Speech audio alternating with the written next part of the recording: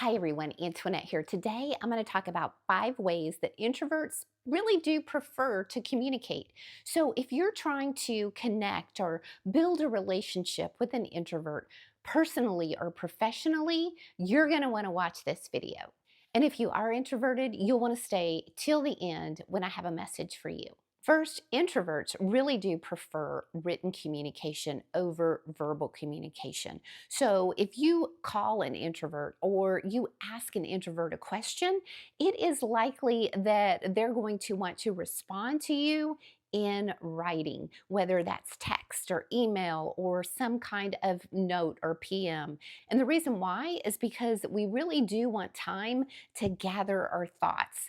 Whenever we're communicating with someone verbally, then we got to be on top of our game. We've got to know exactly what we want to say. And we know that words and meaning are important. So we like to be able to take our time, go through an email or go through a message to really form what it is that we want to say. So if you're communicating with an introvert, expect lots of written communication.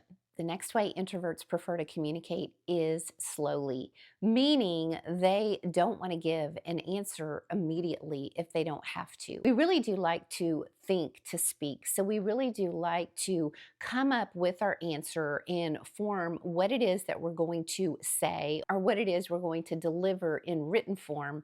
And we want to be able to take our time before we respond. So if you ask an extrovert a question, they're probably going to respond immediately, whatever is on the top of their mind.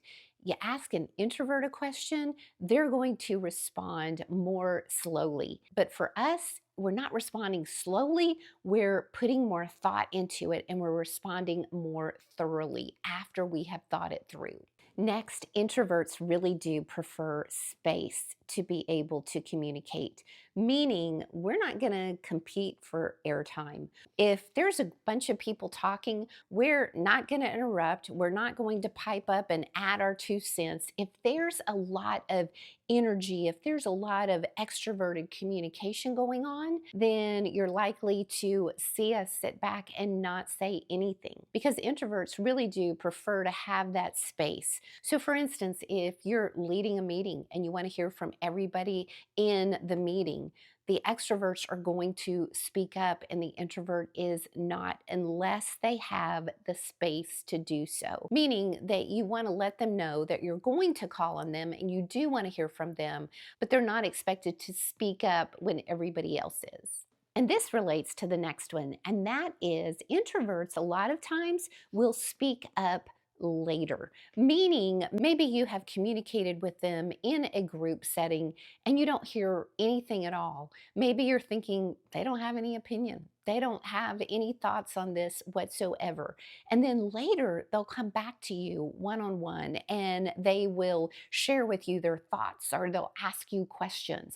That's because introverts really do prefer those smaller environments or one on one communication. So not only do they need more time to think about their answer, but they'd probably rather share it with you one on one than in a group setting. And next, introverts really do prefer nonverbal communication. So when you think, well, they're not communicating at all, we are communicating. We're communicating nonverbally because we really do prefer to listen. We really do prefer to sit back and observe and take things in.